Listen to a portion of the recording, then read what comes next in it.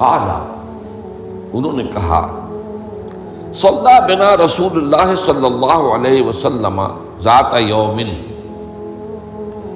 ایک دن حضور نے ہمیں نماز پڑھائی، امامت فرمائی، ثم اقبل علینا بوجہہ، پھر اپنا چہرہ اپنا رخ ہماری طرف کر کے آپ نے گفتگو شروع کی، فوعظنا موعظۃ بلیغۃ، پھر آپ نے ایک ایسا واعظ فرمایا جو بہت ہی دلوں میں اتر جانے والا تھا، بلیغ، بلغ پہنچ جانا، تو گویا کہ وہ ہمارے دلوں میں سرایت کر گیا۔ ذرفت منہ العیون، اس کی تاثیر اس درجے ہوئی کہ ہماری آنکھوں میں آنسو ابل آئے، بہہ پڑی ہماری آنکھیں۔ ووجلت منہ القلوب، اور ہمارے دل جو ہے دہل گئے، لرز گئے۔ فقال رجل، تو عرض کیا ایک شخص نے، یا رسول اللہ، اے اللہ کے رسول صلی اللہ علیہ وسلم، کأن ہذہ موعظۃ مودع، یہ تو ایسا محسوس ہو رہا ہے کہ آپ کا یہ وعظ وداع کرنے والے کا وعظ ہے، یعنی کہ گویا کہ آپ اب ہم سے رخصت ہونے والے ہیں۔ معلوم ہوتا ہے کہ یہ آخری وعظ ہے جو آپ نے ارشاد فرمایا، جس درجے کا بلیغ اور مؤثر وعظ آپ نے، اور دلوں میں کھپ جانے والا، جس سے آنکھوں میں آنسوؤں کے جو دریا بہنے لگے اور دل جو ہے دہل گئے۔ تو کأن ہذہ موعظۃ مودع، وداع کرنے والا، مودع، تو جیسے وہ جاتے ہوئے آخری وقت میں نصیحت کرتا ہے، آپ کی معلوم ہوتا ہے ایسی نصیحت ہے۔ فأوصنا، تو ہمیں ذرا مزید وصیت فرمائیے کہ آپ ہمیں کیا تاکید کر رہے ہیں، اگر یہ واقعی آپ کا اس دنیا سے رخصتی کا وقت قریب آ گیا ہے تو پھر ہمیں وہ باتیں بتائیے کہ جن کی ہمیں سب سے زیادہ ضرورت ہوگی۔ اب یہاں سے حضور کا قول شروع ہو رہا ہے۔ فقال، حضور نے فرمایا، اوصیکم بتقوی اللہ، سب سے پہلے تو میں وصیت کرتا ہوں تمہیں اللہ کا تقوی اختیار کرنے کی۔ تقوی کے معنی بہت مرتبہ بیان ہو چکے، بچنا، اور یہ تقوی ایک دنیا کا ہے، ایک آخرت کا ہے۔ دنیا میں معصیت سے بچنا، گناہوں سے بچنا، اللہ کی نافرمانی سے بچنا، شریعت کے حدود سے تجاوز کرنے سے بچنا، یہ بچنا ہے، بچ کر چلنا۔ جیسے کہ کسی گھنے جنگل میں سے گزرنا پڑے انسان کو، اور وہاں کوئی پگڈنڈی بھی نہیں، کوئی راستہ بنا ہوا نہیں، اونچی اونچی گھاسیں اور درخت ہیں، اور اگر وہ امیزون کا ٹاس ہو یا کانگو کا ٹاس ہو تو درختوں سے لٹکے ہوئے بھی سانپ موجود ہوتے ہیں۔ تو اب ظاہر بات ہے کہ آدمی کس طرح چوکنا ہو کر پھونک پھونک کر قدم رکھے گا، کہیں ایسا نہ ہو کہ کوئی سانپ کنڈلی مارے بیٹھا ہو اور میرا پاؤں اس پر پڑ جائے، یا اور کسی موذی جانور کا کوئی بھٹ ہو، کوئی بل ہو اور اس میں میرا پاؤں پڑ جائے۔ تو یہ بچ کر چلنا کہ لو سانس بھی آہستہ کہ نازک ہے بہت کام، آفاق کی اس کارگاہ شیشہ گری کا، ہر سانس کا لحاظ رکھو۔ تو سب سے پہلے تو اوصیکم بتقوی اللہ، نمبر 2 والسمع والطاعت، ایک نظم جماعت جو ہے، تمہاری اجتماعیت، صاحب باتیں میرے بات خلافت ہوگی۔ ابھی تو تم میری بات مان رہے ہو، میں اللہ کا رسول بھی ہوں، لیکن اب میرے بعد رسول تو نہیں ہوگا، نبی تو نہیں ہوگا، خلیفہ ہوگا، لیکن اس کے لیے بھی سمع و طاعت، اس کا حکم سننا اور ماننا، تاکہ رکھنے نہ پڑے، جماعتی زندگی میں افتراق نہ ہو۔ اس لیے کہ ظاہر بات ہے کہ United you stand, divided you fall. جب ڈویژن ہو جائے، اختلاف ہو جائے، تو پھر ظاہر بات ہے زوال آ جائے گا، اور یہ ہوا ہے۔ حضرت عثمان رضی اللہ تعالیٰ عنہ کی شہادت کے بعد سے وہ ڈویژن ہو گئی، شیعان عثمان، شیعان علی، اور پھر آپ کو معلوم ہے خانہ جنگی ہوئی۔ حضرت علی رضی اللہ تعالیٰ عنہ کا جو پورا عہد خلافت جو ہے وہ خانہ جنگی کی نظر ہو گیا۔ 1 لاکھ کے قریب مسلمان جو ہے ایک دوسرے کی تلواروں اور تیروں اور نیزوں سے ختم ہو گئے۔ تو ظاہر بات ہے کہ پھر زوال تو شروع ہو ہی جانا تھا۔ فرمایا والسمع والطاعۃ وإن كان عبدا حبشیا،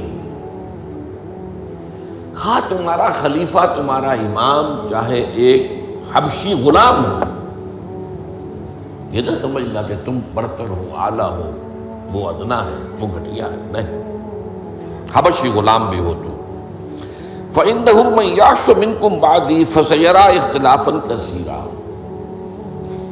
اس لیے کہ تم میں سے جو بھی میرے بعد زندہ رہے گا وہ بہت کثرت کے ساتھ اختلاف دیکھے گا کہ مسلمانوں میں اختلاف ہو جائے۔ اختلاف تو حضرت ابوبکر کے زمانے بھی ہوا، بس بات ہو گئی، اختلاف رائے ہو گیا، پھر فیصلہ ہو گیا، پھر سب عمل کر رہے ہیں۔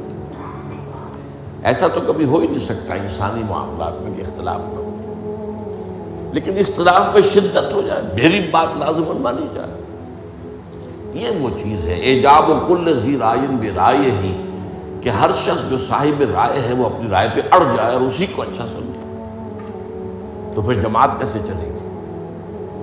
جماعت میں تو ظاہر بات ہے کہ کثر و انکسار کرنا پڑتا ہے، اپنی رائے کو پیچھے ڈالنا پڑتا ہے، امیر کی رائے کو ماننا پڑتا ہے۔ تو فرمایا فَإِنَّهُ مَن يَعْشُ مِنكُم بَعْدِي فَسَيَرَىٰ اخْتِلَافًا كَثِيرًا، اب وہ آیا جو اس موضوع سے متعلق ٹکڑا ہے، فَعَلَيْكُمْ بِسُنَّتِي وَسُنَّتِ الْخُلَفَاءِ الرَّاشِدِينَ الْمَهْدِيِّينَ، تو تم پر واجب ہے کہ میری سنت کو پکڑے رکھنا اور میرے خلفائے راشدین کی سنت کو پکڑے رکھنا، یہ تاکید، ان کی سنت کو مضبوطی کے ساتھ تھامے رکھنا۔ المہدیین، یہ جو خلفائے راشدین ہوں گے یہ مہدی ہوں گے، مہدیین ہدایت یافتہ ہوں گے۔ تمسکوها وعضوها بالنواجذ، دیکھو میری سنت کو اور میرے خلفائے راشدین کی سنت کو اپنے دانتوں سے پکڑ کر رکھو۔ یہ کچلیوں کے دانت جو ہوتے ہیں کسی شے کو پکڑنے کے لیے، درندوں میں آپ کو معلوم ہے یہ لمبی ہوتی ہیں کچلیاں، یہ چونکہ زندہ گوشت کو پھاڑنا ہوتا ہے، زندہ جانور کو یہ کچلیاں ہی ہوتی ہیں جو ان کو پھاڑتی ہیں، یہ آگے کے دانت کی کام نہیں کر سکتے۔ ہمارے ہاں چونکہ اب انسان جو ہے کچا گوشت نہیں کھاتا تو کچلیوں کی اتنی ضرورت نہیں ہے، تو چھوٹی رہنی ہے، نشان تو ہے۔ تو فرمایا عضوا علیہا بالنواجذ، اپنی کچلیوں سے، دانتوں سے اسے پکڑ لو۔ وَإِيَّاكُمْ وَالْمُحْدَثَاتِ الْأُمُورِ، اور دیکھو ہرگز نئے پیدا ہونے والے معاملات کی پیروی نہ کرنا، یہ بدعت ہے۔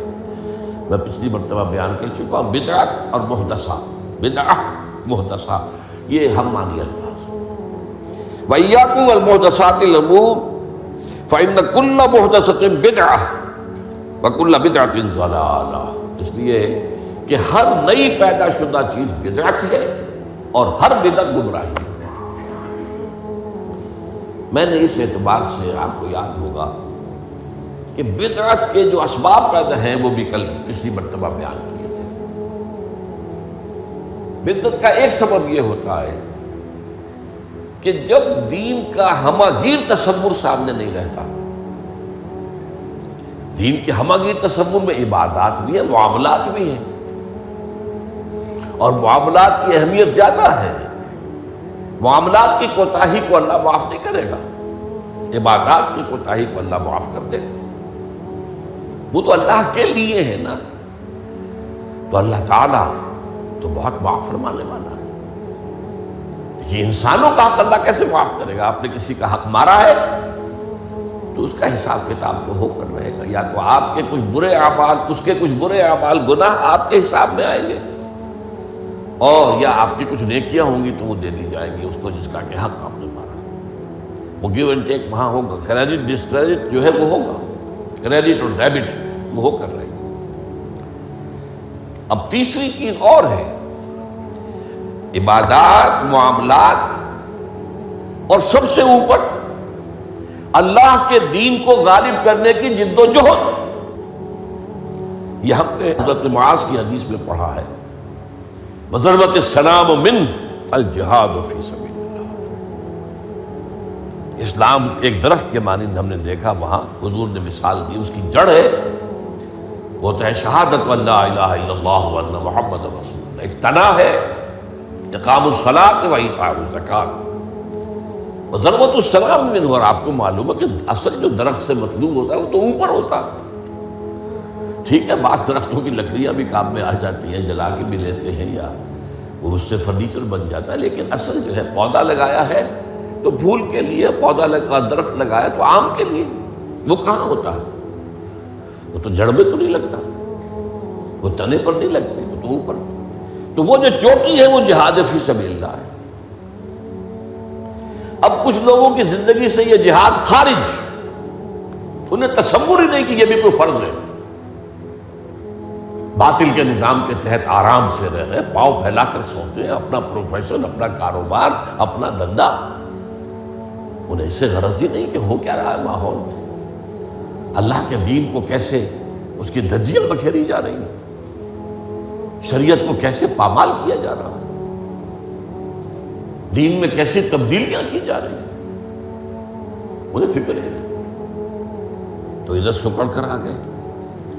اور کچھ لوگ وہ ہیں جو معاملات کو بھی چھوڑ بیٹھے، کاروبار میں تو سود کیا کریں، لینا ہی ہے، دینا ہی ہے، بینک سے روپے لیے بغیر کاروبار کیسے بڑھائیں، کارخانہ تو لگانا ہی ہے، تو بینک سے تو قرض لینا ہی ہے، چھوٹے مکان میں کیسے رہوں، بڑی حویلی تو بنانی ہی ہے، وہاں سے جو ہے بینک سے قرضہ لینا ہی ہے، یا اسی طریقے سے اور کا معاملات کے اندر جو ہے وعدہ خلافی ہو رہی ہے، جھوٹ ہے، وغیرہ وغیرہ، دھوکہ ہے۔ اب وہ دین سکڑا، ایک حصہ اقامت دین کی جد و جہد خارج از بحث، معاملات اس کے اندر بھی کمی، تو اب سارا جو گاڑھا پن ہے وہ عبادات میں آ گیا۔ میں نے مثال دی تھی آپ کو کہ ایک تشلا ہوتا ہے نا، اس میں پانی بھرا ہوا ہے، 1 انچ اونچا ہے، 2 انچ اونچا ہے، اسی کو آپ کسی جار میں ڈال دیجئے وہ 1 فٹ اونچا ہو جائے گا۔ تو جب آپ نے یہ بیس اس کا تنگ کر دیا، نہ اقامت دین کی جد و جہد رہی اور نہ معاملات کی پیروی رہی، تو سارا زور اب عبادات، ہر سال عمرہ فرما رہے ہیں، کمائی حرام کی ہے۔ کچھ لوگ ہیں بڑے فخر سے کہتے ہیں ہر سال حج کو جاتا ہوں، اور میرا مصلی مقرر ہے پہلی صف کے اندر، وہاں شرطوں کو رشوت دیتے ہیں اور وہ ان کے مصلی محفوظ رکھتے ہیں، سمجھتے بڑی نیکی کا کام کر رہے ہیں۔ حالانکہ دیکھیے، میں خاص طور پر آپ کو بتا دوں، حضور صلی اللہ علیہ وسلم نے جو عمرہ قضا تھا صلح حدیبیہ کے بعد ہوا، اس کے بعد کوئی عمرہ نہیں کیا۔ سن 8 ہجری میں مکہ فتح ہو گیا، اس کے بعد تو آپ بادشاہ تھے، اب کون روکنے والا تھا؟ کوئی عمرہ نہیں کیا۔ وہ ساری جد و جہد دین کو غالب کرنے کے لیے ہو رہی ہے، آپ کا سارا وقت اس میں لگا ہوا ہے۔ پھر حج نہیں کیا، سن 8 میں رمضان میں مکہ فتح ہو چکا ہے، آپ حج کر سکتے تھے، سن 9 میں بھی نہیں کیا۔ قافلہ جو ہے حجاج کا وہ بھیج دیا، مدینے سے روانہ کر دیا، حضرت ابو بکر کو امیر الحج پر خود دی گئی۔ صرف ایک حج ہے، وہ آخری حج جسے ہم حجۃ الوداع کہتے ہیں۔ اس سے سمجھنا چاہیے ریشیو پروپورشن دین میں کیا ہے، واٹ از واٹ، کس چیز کی کیا قدر و قیمت ہے، کون سی چیز کتنے درجے میں مطلوب ہے۔ یہ جب جو ہے جیسا کہ میں نے کہا یہ دین کا تصور سکڑے گا تو عبادات، اور یہ عبادات خلوص کے ساتھ ہو رہی ہوں گی، اور ان عبادات کے اندر تشدد بھی ہوگا اپنے اوپر، اور مبالغہ ہوگا، بڑھاتے چلے جائیں گے، اور یہاں تک کہ اس میں بدعات ایجاد ہو جائیں گی۔ اب خاص طور پر شب برات، قدمی شب، بہت جو ہے عبادت کر، باقی تو جو کچھ ہوتا ہے اس کو تو چھوڑ دیجئے، آتش بازی ہوتی ہے یا کچھ اور جو ہنگامہ ہوتا ہے، جو جشن، یہ تو کچھ سرے سے دین سے کوئی سروکار ہے ہی نہیں۔ لیکن خاص طور پر اس رات کو مقرر کر لیا، حالانکہ کوئی قوی احادیث موجود نہیں ہے۔ اسی طریقے سے معراج کی شب، وہ ساری چیزیں کیوں ہو رہی ہیں؟ اس لیے کہ عبادات کا جو معاملہ ہے پوری توجہ ان پر مرتکز ہوتی ہے۔ اچھا، دوسرا مسئلہ کیا ہوتا ہے؟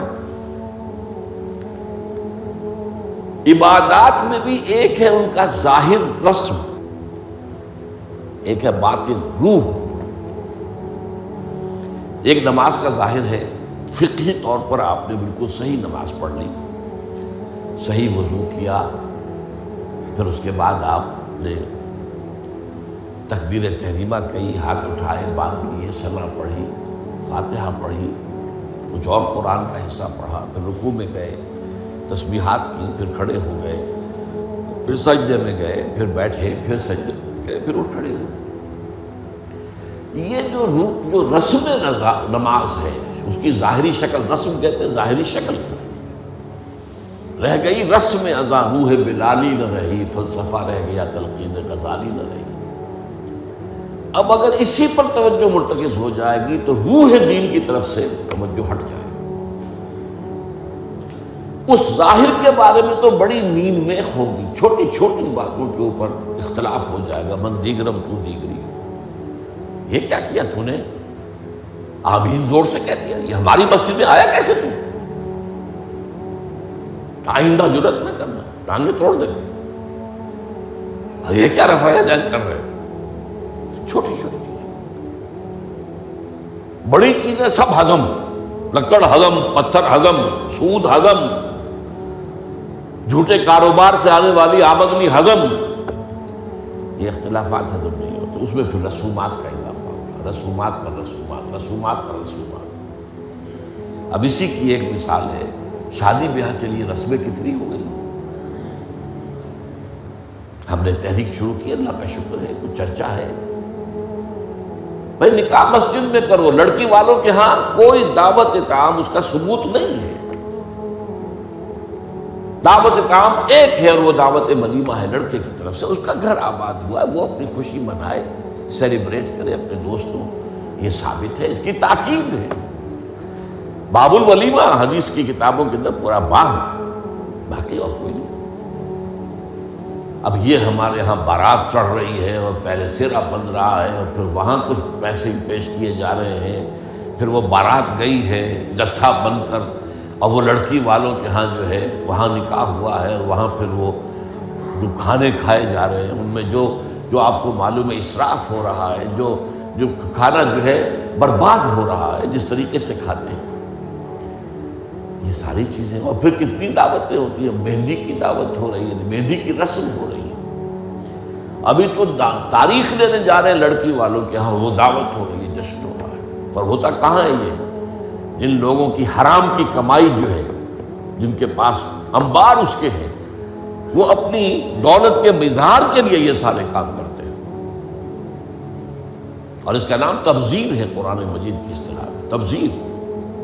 ان المبذرین کانوا اخوان الشیاطین، یہ جو پیسے لٹانے والے ہیں اپنے نام و نمود کے لیے، شہرت کے لیے، دکھاوے کے لیے، یہ شیطانوں کے بھائی ہیں۔ نتیجہ کیا نکلتا ہے؟ آپ کے پاس تو دولت کے انبار تھے، آپ نے کیا، ایک غریب آدمی کی مصیبت ہو گئی، وہ کیا کرے؟ میری بیٹی کیا کہے گی؟ میری شادی پر میرا باپ یہ بھی نہیں کر سکتا۔ وہ کھاتے پورے کرتے ہیں جس طرح بھی ہو، کچھ بھی، کہیں حرام سے کمائیں، کہیں چوری کریں، کہیں ڈاکہ ڈالیں، کہیں رشوتیں لیں، جس کے ہاں چند بیٹیاں ہو جائیں اس کی نیندیں حرام ہو جاتی ہیں۔ جبکہ اسلام کا اصول یہ ہے، شادی میں لڑکی والوں کا ایک پیسہ بھی خرچ نہیں ہونا چاہیے، مہر لڑکا دے گا، محفل نکاح میں چھوارے لائے یا کچھ اور لائے، ٹافیاں لائے، کچھ آئے، منہ میٹھا کرانے کے لیے لڑکا لائے گا، ولیمہ لڑکا کرے گا، لڑکی والوں کو تو خرچ ہی نہیں، نہ جہیز کا کوئی تصور اسلام میں۔ لیکن ہمارے یہاں سارا معاملہ الٹا ہے۔ تو یہ ہے اصل میں جو اسباب ہوتے ہیں۔ اس میں میں نے ایک چیز آپ کو اور بتائی تھی، جہاں کوئی بدعت آئے گی وہاں سے کوئی سنت غائب ہو جائے گی۔ حدیث سنانے سے رہ گئی تھی، ما احدث قوم بدعۃ الا رفع مثلها من السنت، رواہ احمد رحمہ اللہ۔ کوئی قوم بھی کوئی بدعت ایجاد نہیں کرتی مگر یہ کہ اس کی جگہ سے سنت اٹھ جاتی۔